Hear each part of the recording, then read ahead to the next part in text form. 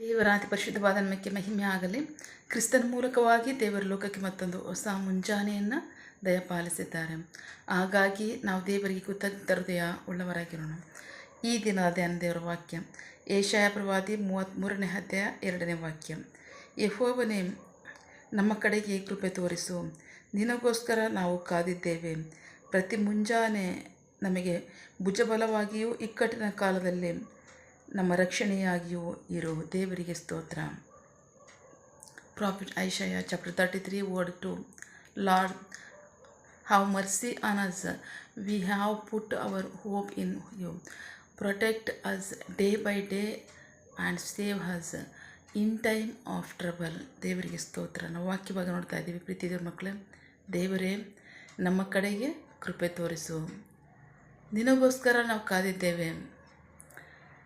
ಪ್ರತಿ ಮುಂಜಾನೆ ನಮಗೆ ಭುಜಬಲವನ್ನು, ಇಕ್ಕಟ್ಟಿನ ಕಾಲ ನಮಗೆ ಸಹಾಯಕನಾಗಿ ನಮಗೆ ರಕ್ಷಣೆಯನ್ನು ಕೊಡು. ದೇವರಿಗೆ ಸ್ತೋತ್ರ. ಇದು ನಮ್ಮ ಪ್ರಾರ್ಥನೆ. ಆದರೆ ಅವರೇನು ಹೇಳ್ತಾರೆ ಗೊತ್ತಾ? ಪ್ರಲಾಪಗಳು 3ನೇ ಅಧ್ಯಾಯ 22-23. ಲಮೆಂಟೇಷನ್ ಚಾಪ್ಟರ್ 3 ವರ್ಡ್ 20-23.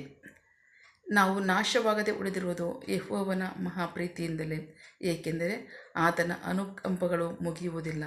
ಅವು ಪ್ರತಿ ಮುಂಜಾನೆಯೂ ಹೊಸದಾಗಿರುವವು. ನಿನ್ನ ನಂಬಿಗಸ್ತಿಕೆಯು ಮಹತ್ತಾದದ್ದು. ದೇವರಿಗೆ ಸ್ತೋತ್ರ.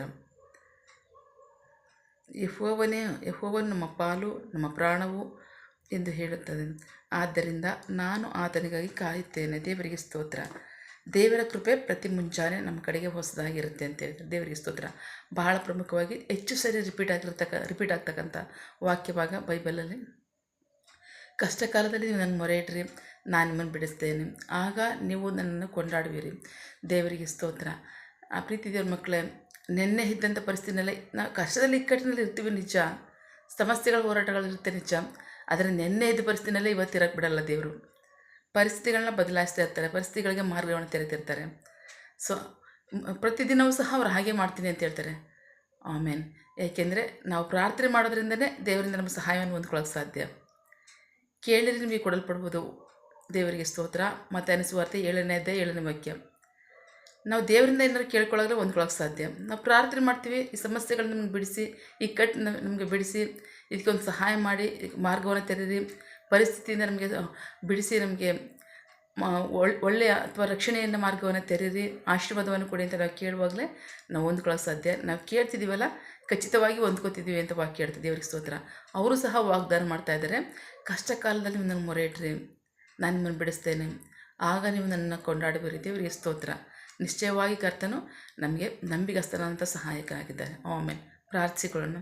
ಸಕಲ ಸೃಷ್ಟಿಕರ್ತನೇ, ಸರ್ವಾಧಿಕಾರಿಯೇ, ಸಾರ್ವಭೌಮನೇ, ಉನ್ನತನೇ, ಮಹೋನ್ನತನೇ, ಮಹಾಪರಿಶುದ್ಧನೇ, ಪ್ರೀತಿ ಸ್ವರೂಪನೇ, ನೀತಿವಂತನೇ, ಅಧಿಪತಿಯೇ, ಸೇನಾಧೀಶ್ವರನೇ, ಇರುವಾತನೇ, ಸರ್ವವ್ಯಾಪಿ ಸಪ್ಪ. ಇದನ್ನು ವಾಕ್ಯಗಳ ಮೂಲಕವಾಗಿ ನಮ್ಮ ಸಂಘ ಮಾತಾದಂತಹ ನಿಮ್ಮ ಪ್ರೀತಿಗಾಗಿ ನಂಬಿಗಸ್ತಿಗೆ ನಿಮಗೆ ಸ್ತೋತ್ರ. ಹೌದು ಸ್ವಾಮಿ, ನಾವು ನಿಜವಾಗಲೂ ನಿಮ್ಮಲ್ಲಿ ನಾವು ಬೇಡ್ತಾ ಇದ್ದೀವಿ. ನೀವು ನಂಬಿಗಸ್ತನ ದೇವರಾಗಿದ್ದೀರಾ. ಪ್ರತಿ ಮುಂಜಾನೆ ನಮ್ಮನ್ನು ಹೊಸ ಹೊಸ ಕೃಪೆಗಳಿಂದ ನೀವು ನಮ್ಮ ತುಂಬಿಸಿ ನಡೆಸಿ ನಾವು ಬೇಡ್ತಾ ಇದ್ದೀವಿ. ನಿಜ, ನೀವು ಸಹ ವಾಗ್ದಾನ ಮಾಡಿದ್ದೀರಾ. ಹೌದು, ನಾನು ನಿಮ್ಮನ್ನು ಪ್ರತಿ ಮುಂಜಾನೆ ಪ್ರತಿದಿನವೂ ಸಹ ಹೊಸ ಹೊಸ ಕೃಪೆಗಳಿಂದ ನಾನು ನಿಮ್ಮನ್ನು ನಡೆಸ್ತೀನಿ ಅಂತ ಹೇಳಿದ್ದೀರಾ. ಅದಕ್ಕಾಗಿ ಸ್ತೋತ್ರ. ಬೇಡ್ತಕ್ಕಂಥ ಪ್ರತಿಯೊಬ್ಬರು ಸಹ ನಾವು ಹೊಂದ್ಕೋತಿದ್ವಿ. ಅದಕ್ಕಾಗಿ ಸ್ತೋತ್ರ. ನಂಬಿಗಸ್ತನಾದ ದೇವರೇ, ನಿಮಗೆ ಸ್ತೋತ್ರ. ಆಮೇನ್. ನಿನ್ನ ಜನರು ಕೈ ಮಾಡ್ತಕ್ಕಂಥ ಕೆಲಸವನ್ನು ಆಶೀರ್ವದಿಸು, ಅವರ ಅವಶ್ಯಕತೆಗಳನ್ನ, ಅಗತ್ಯಗಳನ್ನ ಪೂರೈಸು, ಕೊರತೆಗಳನ್ನ ನೀಸು. ಆಮೇನ್. ಯಾವ ಕಾರ್ಯದಲ್ಲಿ ಅವರು ನಿರೀಕ್ಷೆ ಉಳ್ಳವರಾಗಿದ್ದಾರೆ, ಆ ಕಾರ್ಯದಲ್ಲಿ ತಕ್ಕ ಸಮಯದಲ್ಲಿ ನಿಮ್ಮ ಚಿತ್ತಾನುಸಾರವಾಗಿ ಅದನ್ನು ಹೊಂದ್ಕೊಳ್ಳಿ. ಆಮೇನ್. ನೀವು ಹಾಗೆ ಮಾಡೋ ಪ್ರೀತಿಗಾಗಿ ನಂಬಿಗಸ್ತಿಗೆ ನಿಮಗೆ ಸ್ತೋತ್ರ. ನಮ್ಮ ಪ್ರಾರ್ಥನೆ ನೀವು ಕೇಳಿದ್ದೀರಾ, ಅದರಂತೆ ನಡೆಸ್ತಿರೋದಕ್ಕಾಗಿ ಸ್ತೋತ್ರ. ನಮ್ಮ ಪ್ರಾರ್ಥನೆಯನ್ನು ನಮ್ಮ ರಕ್ಷಕನಾದ ಯೇಸು ಕ್ರಿಸ್ತರ ಅತಿ ಪರಿಶುದ್ಧವಾದ ನಮ್ಮದಲ್ಲಿ ಪ್ರಾರ್ಥಿಸಿ ನಿಮ್ಮ ಪಾದಗಳು ಸಲ್ಲಿಸಿ ನಾವು ಬೇಡುವಂತಿದ್ದೇವೆ ನಮ್ಮ ಜೀವಗಳ ತಂದೆ. Amen. God bless you all. ದೇವರು ತಾನೇ ಇದರ ವಾಕ್ಯಗಳ ಮೂಲಕವಾಗಿ ನಮ್ಮ ಸಂಗಡ ಮಾತನಾಡಿದ್ದಾರೆ, ನಮ್ಮನ್ನು ಆಶೀರ್ವದಿಸಿದ್ದಾರೆ. ಆಮೇನ್. All the best.